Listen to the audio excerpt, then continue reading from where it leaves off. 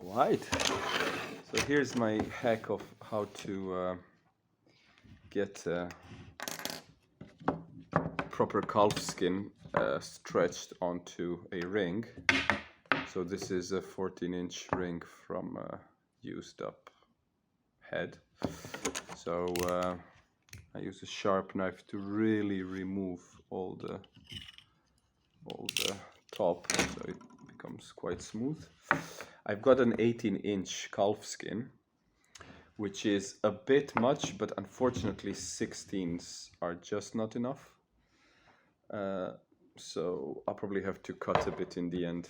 So the skin is wet in order to become smooth and workable. So first thing, I center it. By eye, I'll probably have to cut it anyway. And then my hack is to grab XLR cable and put it underneath the hoop, because I need the hoop to be slightly above the skin, like this. I hope that's visible. And then I can wrap the skin around, and I use these clips to keep it in place. Now, actually, a smaller one is probably better because I don't want to clip onto the cable, which I will need to remove. And then after that, just keep doing that with the clips. I mean, if you will see that it starts folding the skin. So it's probably better to have many small folds than a few large ones. And the other thing I typically do is make sure that this inside is quite flat, because that's where it will touch the drum body. And well, I'll typically use up a lot of these clips as well, because I mean, as the skin dries, it will actually harden and stay in shape. So the point of the clips is that this hardening process, I should probably, far too many clips in that box holding the telephone. Yeah, so anyway, you can't get it really flat, but it actually works quite well. The size of the clips is also quite important, I find. The ones that I have here are my favorite. If they're too large, things go a bit wrong. Okay, and I'm doing this for a 50s snare drum that I have wired. It should probably be part of the video at some point. But yeah, this is the first part, so this is how it's looking, and then I'll update a bit later. Okay, so that's the first round of clips in place. Cable underneath the ring, and then it's a good moment to double check. For example, here you see I have a rather large fold, so what I can do is just add another clip here, and if it's much larger I might, because actually it's not the folds on top that are the issue, more so the folds here on the side where the drum will be touched. So this one is rather large there. So what I can do then is check which direction is more optimal, but indeed I can get these clips off and try to create many small ones. Oops, yeah, I don't see it. So try to create many small folds instead of one large one, which I can do only with two hands. So that's the second stage. So I managed to get rid of the large folds, inserted a few more clips, In fact, previously I used to do kind of a cross stretching, but in all honesty it's not necessary because the skin will tighten up anyway quite a bit. So now is the time to try and remove the cable, and well, the fact is that the clips are of a good size. I just need to move a few. The cable is coming out nicely.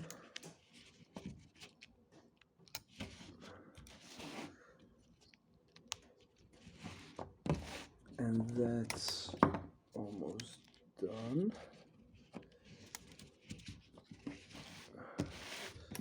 Seems like I can just pull it out even carelessly. Alright, so now we have a fairly even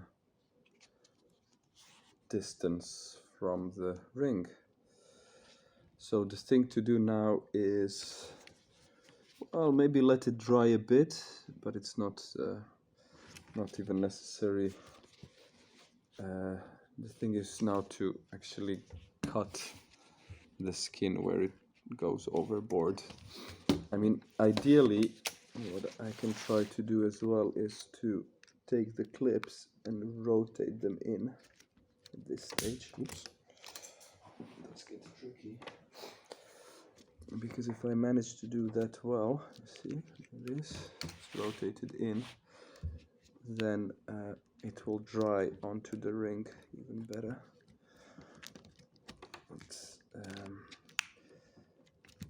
I mean, skin is skin, and right now I'm at the harder part. You won't have an evenly hard skin anyway. And actually these small ones are good, oops, are good to start with, but on this sideway they can't really hold. There we go again. So I'm gonna do a bit of that. Okay, so as you're cutting this, it allows you to redistribute the skin a bit. So again, trying to remove the large folds. And as soon as you're through, put the clips back on in the horizontal position. As the thing is drying, it doesn't dry too quickly, so you have plenty of time really.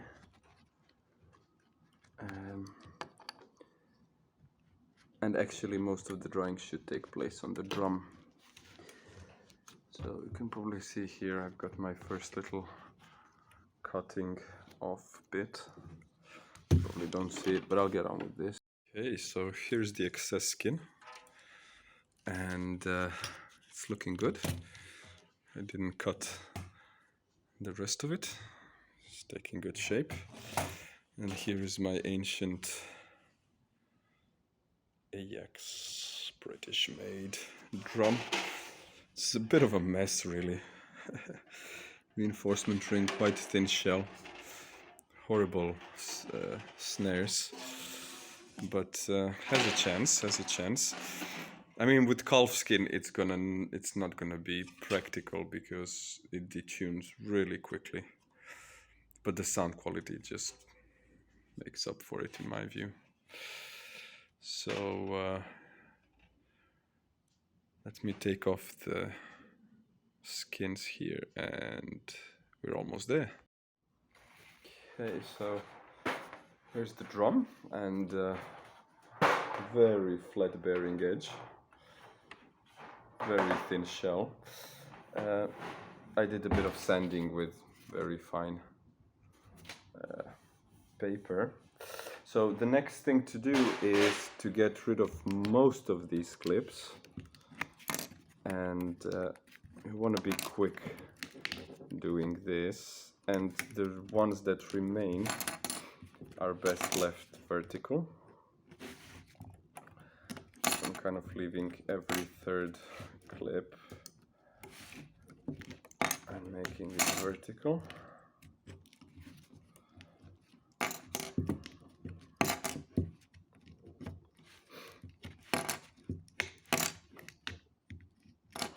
because it's hardening already, the skin. If it gets hardened, I mean, it's something you get a feel for after a while in terms of the moistureness. Okay, so that's that, and then comes the tricky bit of actually placing the snare drum kind of into it. I mean, this is a thin one, and it won't really escape as you're doing this, but here, for example, I've got an actual goat skin with fur on it, much thicker, and that was a tricky one because it really wants to escape as soon as you remove the clips. So this one should be quite alright. I can try to squeeze in the first half here.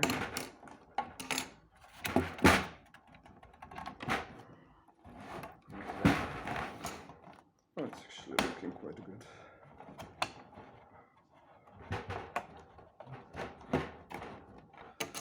Just make sure that it doesn't escape its destiny.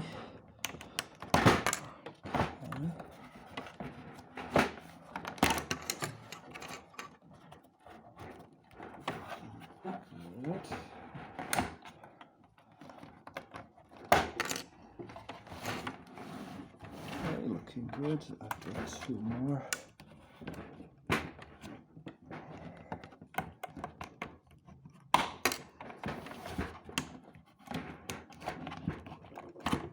And that's that. So now the skin is on the drum. And this is a thin one, so it's not a huge pain. So I can rotate it. And here comes its ancient hoop. Try to center it quite well. And here come the ancient legs. So fairly straightforward from here. So I'll update you in a bit. Okay, so I'm making the finger tight